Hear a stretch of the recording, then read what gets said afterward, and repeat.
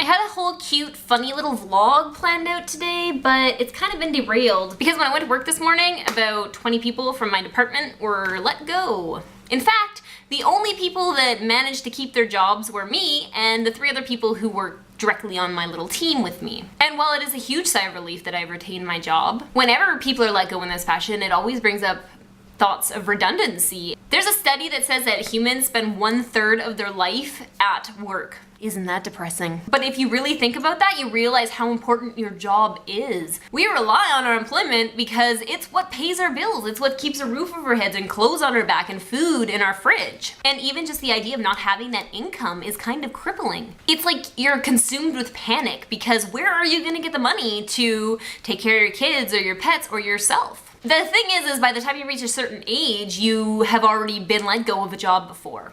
And there's nothing worse than that feeling of being rejected. The truth of the matter is, in this day and age, most common workers like me feel expendable. And the reason for that is because we are taught that we should be grateful for what we have, and that it's so hard out there with recession, businesses are closing, people are getting fired, and we cling to our jobs knowing that at any given moment, it could be the day where we no longer have one. And that irritates me because to live in constant fear like that, to be tense and not knowing, it's not healthy.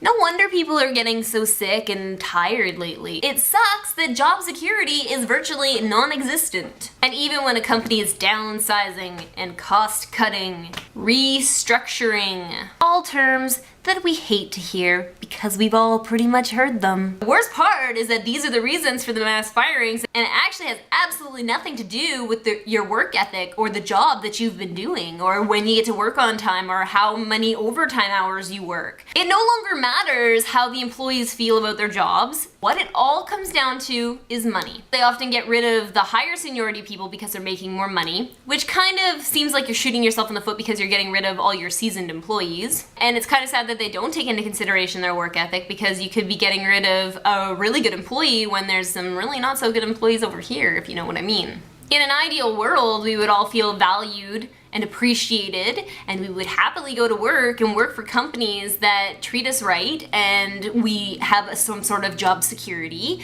Unfortunately, I think those days are over. I kind of like to keep things positive these days, so there's 3 things that I would like to pass on to people who have recently lost their jobs. Number 1, you're not expendable. No matter how many jobs you lose, no matter how many times you're fired or let go, whichever term you want to use, there are certain things about you that are unique and awesome. And if the company that let you go can't see that, that's their own problem because somebody else is gonna snatch you up, and hopefully it's a better job, a higher paying job with better benefits. You never know. Number 2, it's gonna be hard, but you're gonna be okay.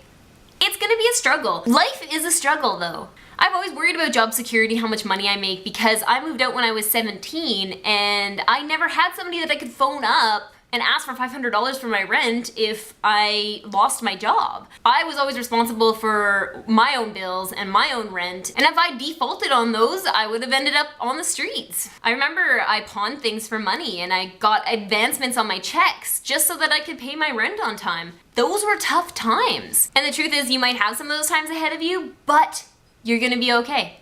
You will get through it. And the third one is that there are options. You might go out and get a job right away, you might go back to school, you might kick it for a bit and travel and collect EI. Hey, you might even move in with a couple of friends and sleep on their couch for a while. Regardless, there are options, and you never know where they're gonna lead you. For all you know, this is the path you're supposed to be on, and that it might end up being super amazingly, awesomely better.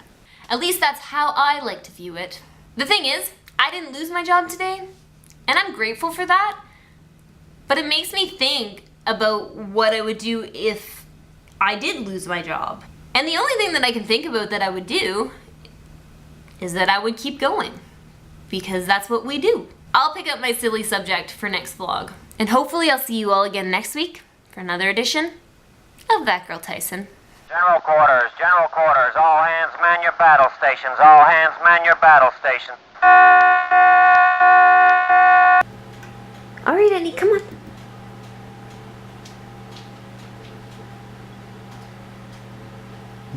Good boy.